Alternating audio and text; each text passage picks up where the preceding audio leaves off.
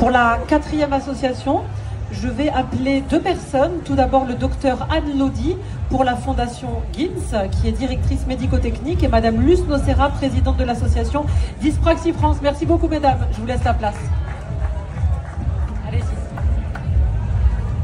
Allez-y.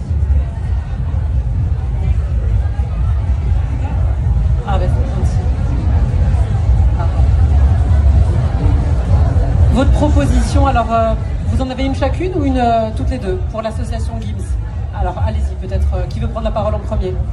Je vais introduire le sujet. Donc moi je suis médecin au sein du GIMS. Le GIMS c'est un service de prévention et de santé au travail sur les Bouches-du-Rhône. Le GIMS a créé une fondation il y a une dizaine d'années, la fondation GIMS, et c'est elle qui porte notre proposition. La fondation s'intéresse à l'avenir des futurs actifs, des jeunes, et à leur exposition aux risques professionnels. Et donc notre proposition, c'est de sensibiliser les équipes des professionnels des services de santé au travail à repérer et à mieux accompagner les jeunes atteints de troubles 10 afin de les accompagner dans leur vie professionnelle et notamment dès l'apprentissage, qui est une période cruciale. Et donc pour mener à bien cette proposition et ce projet, nous nous associons à l'association DFD, que j'écorche à chaque fois, avec madame Luce Nocera, que je vais laisser donc présenter, et je reviendrai après sur la proposition. Merci. Voilà, alors effectivement, moi je représente cette association, donc Dyspraxie France 10, pour accompagner les troubles 10, qui font partie des troubles du neurodéveloppement, mais donc on est plus spécifiquement dans les troubles 10.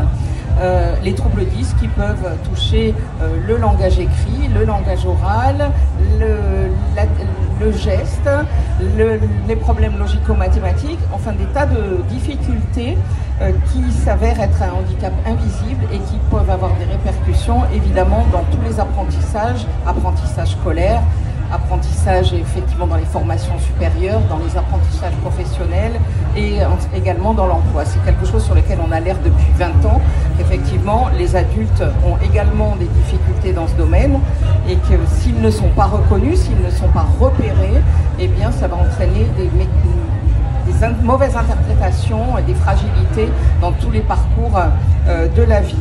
Alors, la problématique, c'est qu'effectivement, sur le parcours adulte, il y a encore peu de professionnels formés pour ceux qui n'ont pas été repérés pendant l'âge adulte.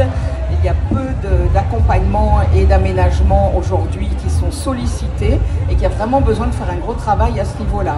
Nous, on va accompagner les familles dans le parcours de soins, le parcours diagnostique. À l'école, il y a des dispositifs qui sont mis en place. On essaye d'accompagner également sur la mise en place de ces dispositifs. On a travaillé aussi avec les universités, mais on a quelques médecins du travail qui nous ont alertés sur des problématiques et qui parfois se sentent un petit peu démunis dans ce domaine. On a travaillé avec l'ARS pour faciliter le repérage, effectivement, après les recommandations de la Haute Autorité de Santé, et on s'est attaché à ce que dans une guide pratique de repérage, il y ait absolument des observations qui soient faites jusqu'à l'âge adulte.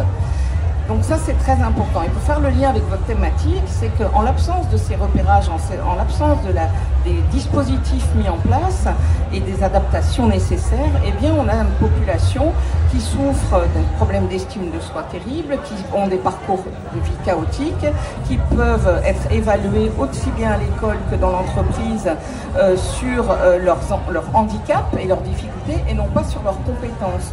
Donc c'est très important de continuer effectivement à se mobiliser pour expliquer ce que sont ces troubles, quelles sont leurs répercussions et comment éviter tout cet engrenage. Vous proposez donc une meilleure détection? Oui, puisque nous faisons le constat, donc dans notre service, nous suivons plus de 180 000 salariés sur les Bouches-du-Rhône. Et parmi tous ces salariés dont on suit l'état de santé, à peine une soixantaine nous a fait part de troubles 10. Donc c'est vraiment très peu. Donc c'est très peu évoqué dans nos consultations de médecine du travail, probablement pour diverses raisons.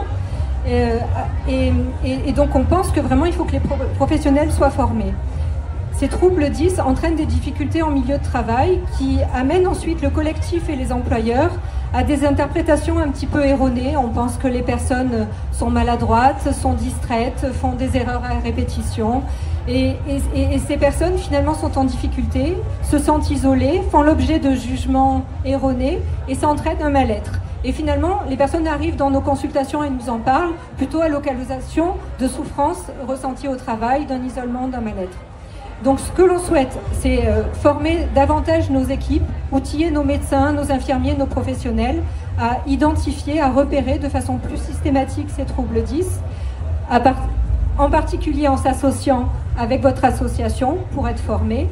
Et ensuite, on a les moyens de prendre en charge. Et il faut en fait que les personnes connaissent l'aide que peut apporter les services de santé au travail, parce qu'on fait le constat qu'il y a une méconnaissance des salariés qui n'en parlent pas, une méconnaissance des chefs d'entreprise sur les aides que l'on peut apporter, alors qu'une fois que le problème a été évoqué, eh bien, il y a tout un système d'accompagnement. Alors ça peut passer par une reconnaissance qualité travailleur handicapé, par l'obtention d'aides financières pour aménager les postes avec des tas d'outils qui existent. Et finalement, on arrive à accompagner les personnes avec des partenaires externes, grâce à nos cellules maintien en emploi que nous avons à l'intérieur des services de santé au travail, et à maintenir dans l'emploi certaines personnes.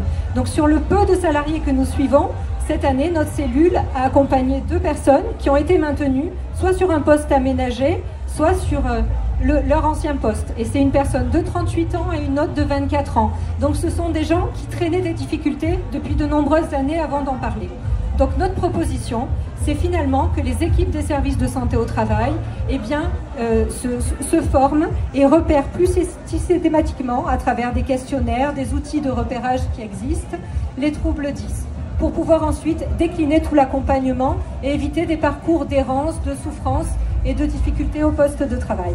Voilà. Merci beaucoup. On peut applaudir. Une réaction rapide pour Cindy sur ces troubles qu'on peut parfois qualifier de troubles invisibles.